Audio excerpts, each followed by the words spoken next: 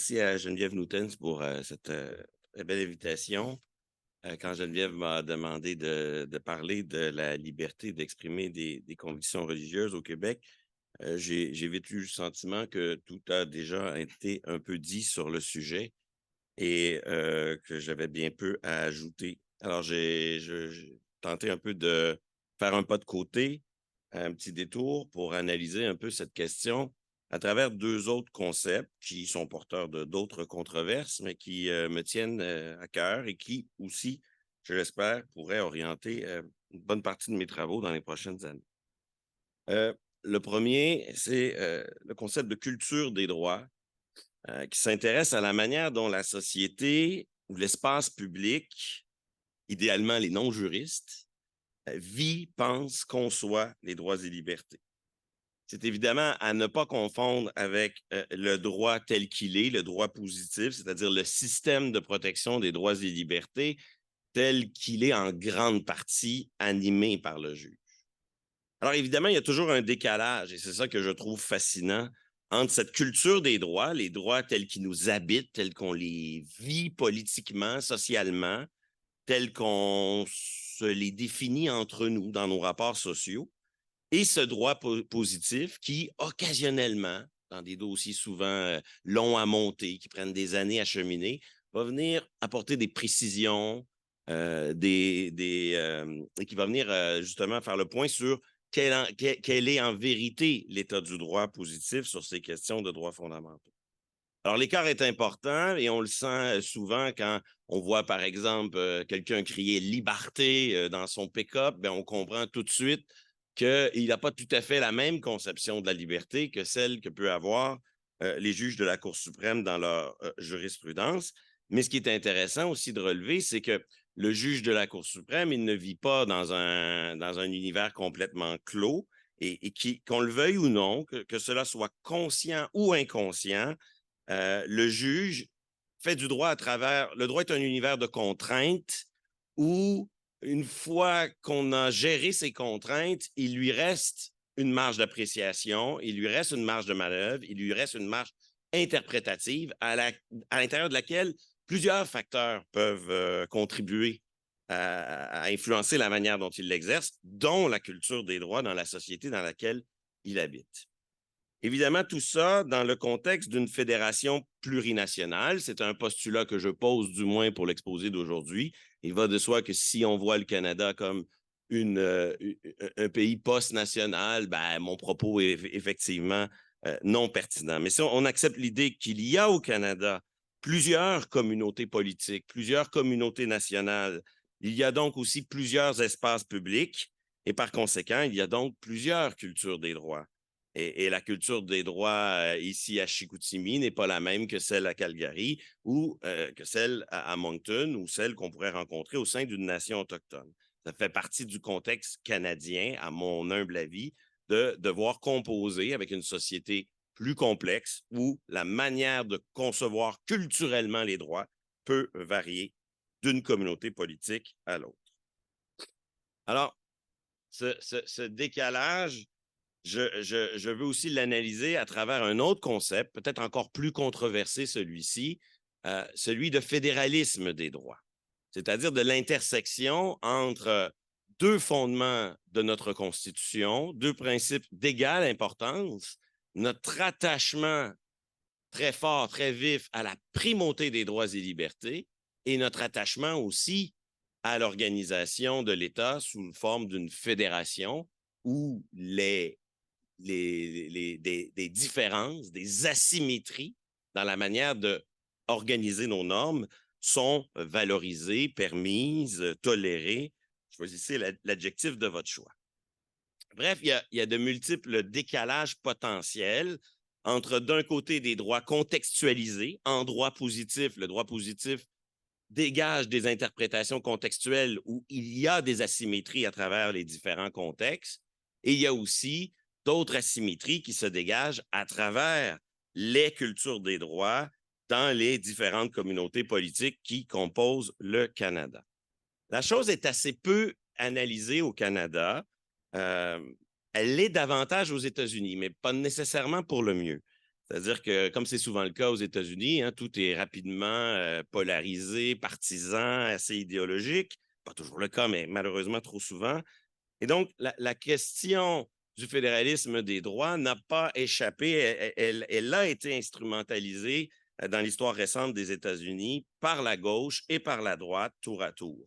Grosso modo, ce n'est pas le sujet de la conférence, mais au tournant des années 70, quand les progrès au niveau de la Cour suprême de la Fédération se consolident, ben, dans l'après-période Warren, certains, dont le juge Brennan, va dire, ben là, écoutez, on a peut-être fait le bout de chemin qu'on pouvait faire, nous, les progressistes, pour faire avancer les droits et libertés au niveau fédéral. Et là, il faut préconiser le fédéralisme des droits pour aller challenger la Cour suprême de Californie et qu'elle nous rende un jugement contre la peine de mort parce qu'on ne l'aura pas au niveau fédéral, ce jugement contre la peine de mort. Donc, d'utiliser l'asymétrie que permet le fédéralisme pour aller sur la scène des constitutions étatiques pour faire un certain gain.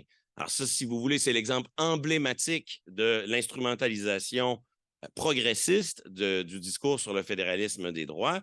Et on a récemment, évidemment, son expression tout aussi idéologique, mais en sens radicalement inverse, où les néoconservateurs américains vont instrumentaliser le discours sur le fédéralisme des droits pour non pas renverser l'arrêt sur l'avortement, mais décréter que dorénavant, c'est une question qui doit se gérer au niveau des États, ce qui, pour un grand nombre d'États américains, revient à un overrule, revient en pratique à ouvrir la porte à une remise en question de l'avortement. Donc, sous l'angle de la gauche ou de la droite, le fédéralisme des droits peut être à la fois source d'opportunité ou de recul.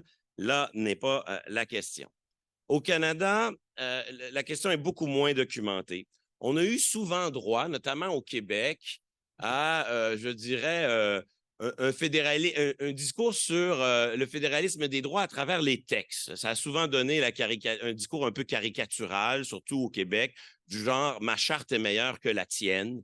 À quelque part, les amendements que le gouvernement Lévesque avait déposés à la Charte québécoise au lendemain du rapatriement unilatéral s'inscrivaient beaucoup dans cette volonté de dire, ben au fond, nous, on a notre instrument, on essaie de le caresser, de le polir à notre façon.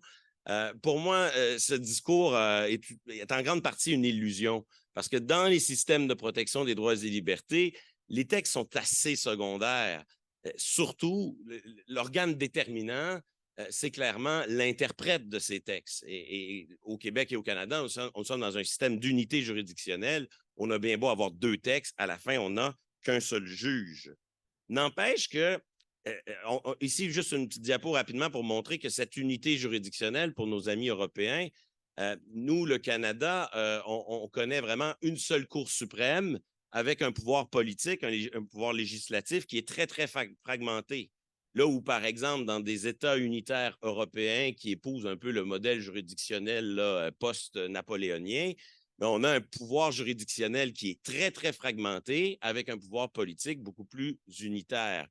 Alors, nous, on est attaché à ce système d'unité juridictionnelle, donc d'absence de fédéralisme dans l'organisation des tribunaux, à l'inverse des États-Unis, et ça contribue grandement à ce vide sur la réflexion entre fédéralisme et droits fondamentaux.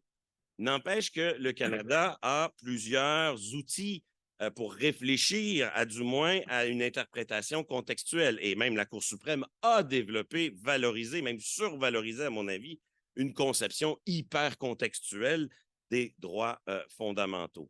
Mais c'est très rare qu'elle nous parle précisément de fédéralisme et droits fondamentaux. Les deux petits arrêts qui sont là, qui concernent des questions de droit à l'égalité, ils font rapidement référence, parfois en matière linguistique, mais c'est très subtil. C'est comme si, un peu à la manière de M. Jourdan qui fait de la prose sans le savoir dans Le bourgeois gentilhomme, la question du fédéralisme dans l'interprétation des droits, c'était une espèce d'inconscient que les juges intègrent peut-être à leur réflexion, mais sans en parler explicitement dans leurs motifs. N'empêche que lorsqu'on regarde la manière d'analyser les droits fondamentaux au Québec et au Canada, qui n'est pas différente de ce qu'on rencontre ailleurs dans le monde, on a 4 étapes déterminantes et au Canada, à chacune de ces étapes-là, le contexte est énormément prises en considération. Déjà, dès l'étape du choix de l'instrument, est-ce qu'il y a une charte qui s'applique? Ben, je ne sais pas si je me demande, est-ce qu'on peut porter un turban, un camionneur dans le port de Montréal? Ben là, je me demanderais, est-ce que la charte québécoise s'applique dans le port de Montréal qui est de compétence fédérale? Puis est-ce que ça s'applique, la charte canadienne s'applique à une entreprise privée parce que le problème concerne des entreprises privées? Donc, on est déjà, avant même de décider d'appliquer une charte, on est déjà dans des problèmes de fédéralisme.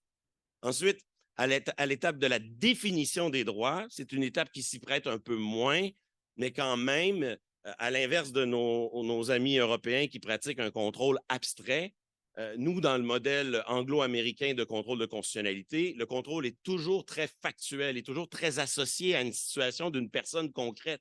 Et donc, ça aussi, ça ajoute énormément de prise en compte de la situation. Évidemment, c'est troisième étape, celle de la justification pour parler le langage de la CEDH, la question de savoir si l'État poursuit un but légitime avec des moyens proportionnés. Alors, c'est à cette étape-là que la question du contexte et éventuellement du fédéralisme des droits pourrait davantage être intégrée, mais en l'état actuel des choses, elle ne l'est pas explicitement. Et enfin, sur le choix des remèdes aussi, dans la solution à préconiser pour assurer la sanction et le respect des droits, là aussi, nos tribunaux développent des raisonnements très, très, très contextuels, même de plus en plus à la lumière des décisions les plus récentes, mais sans nécessairement tenir compte du contexte fédératif.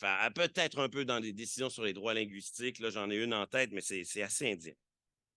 Finalement, le fédéralisme et les droits, c'est surtout associé, malheureusement par la négative, à la question de la dérogation.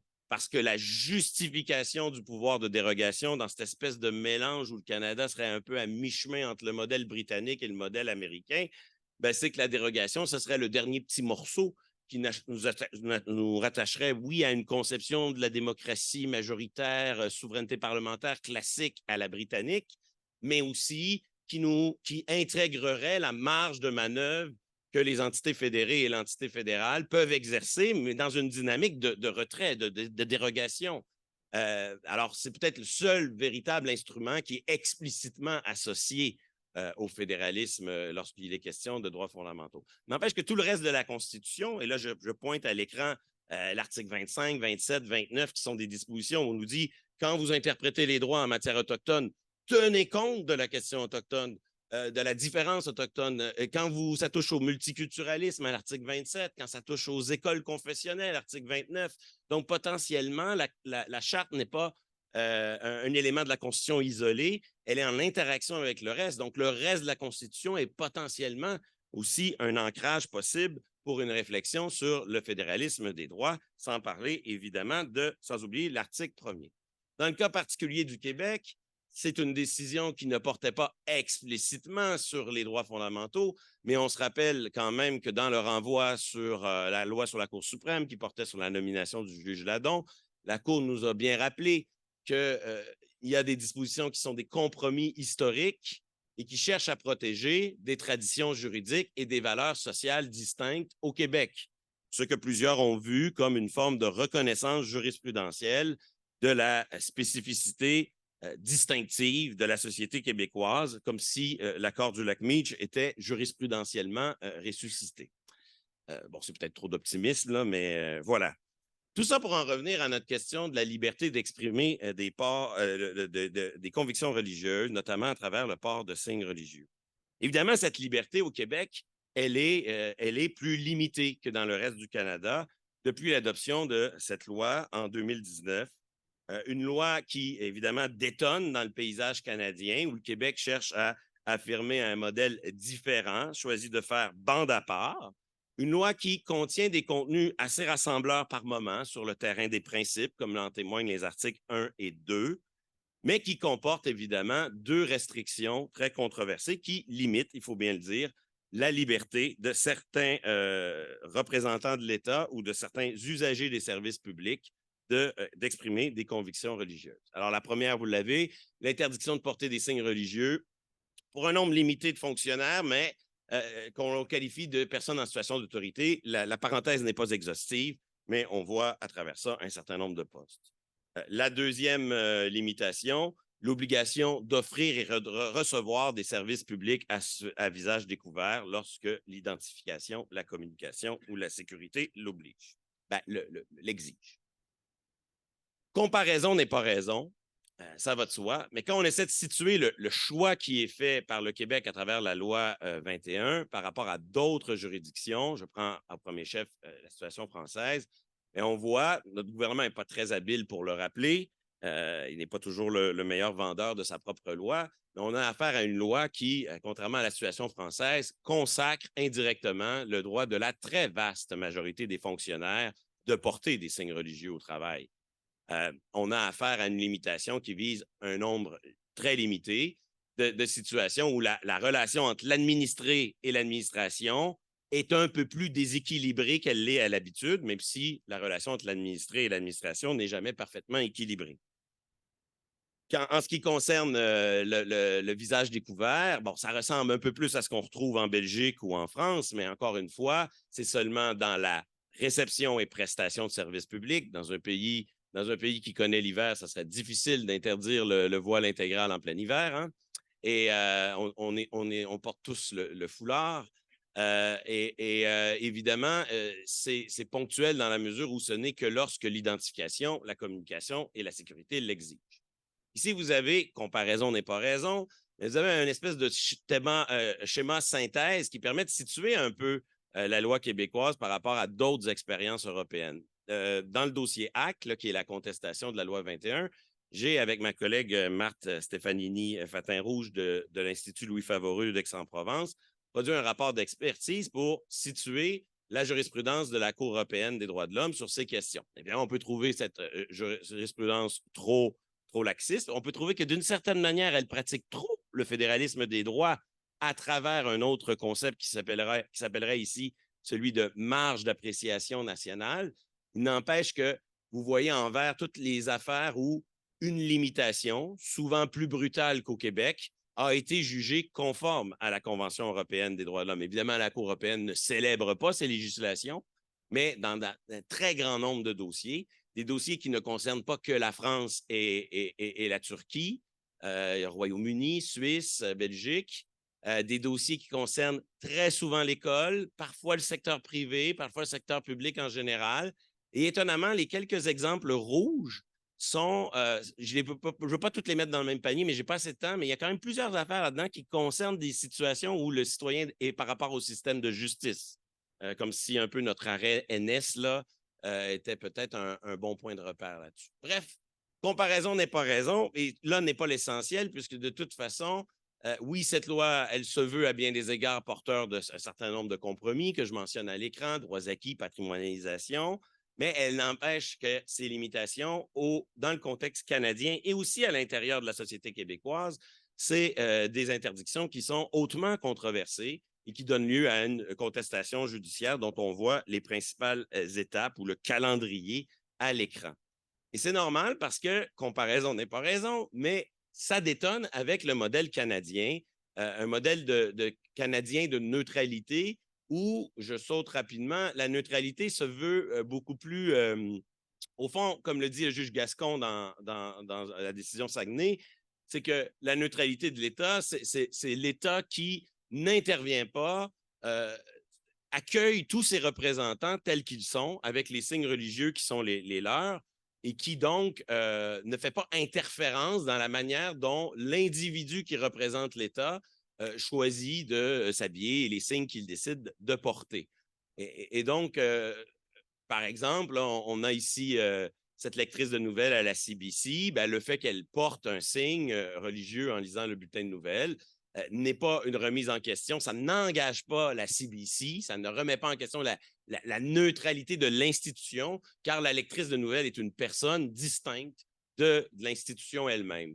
Et s'il faut essayer de concevoir une limite à tout cela, ben, dans une certaine mesure, l'arrêt Saguenay essaie d'introduire l'idée que la limite serait peut-être l'expression active, et donc du moment où il y aurait une prière qui serait prononcée, ben là, on entrerait dans un autre univers. Donc, il me reste combien de temps? 4 minutes? Bon, je voulais dire un mot ou deux sur certains paradoxes de ce modèle, mais je n'ai pas le temps, puis c'est déjà bien connu. Je veux revenir au cœur de mon propos. Et le cœur de mon propos, c'est évidemment de souligner que au-delà de la question de la liberté d'exprimer des signes religieux au Québec, la manière dont la laïcité est affirmée dans la loi 21, elle s'inscrit dans une certaine culture des droits. Elle s'inscrit dans une certaine histoire qui a accompagné la transformation, la modernisation de l'identité québécoise, comme si le triptyque langue, religion et tradition juridique civiliste, on avait soudainement remplacé religion par laïcité. Ça fait partie du discours entourant la loi. Ici, vous avez le préambule de la loi. Et là, en jaune, on a un vocabulaire qui parle le langage de la laïcité. Et en bleu foncé, on voit tout de suite qu'il y a un deuxième vocabulaire qui, lui, parle le discours de la nation, de l'affirmation, de l'autonomie, de la volonté de bâtir une société différente en Amérique du Nord à travers un certain nombre de passages. On fait référence au parcours historique, on fait référence à la tradition juridique civiliste, on fait même référence à la formule de la Cour suprême dans l'affaire Nadon, les fameuses valeurs sociales distinctes dont la Cour suprême parle.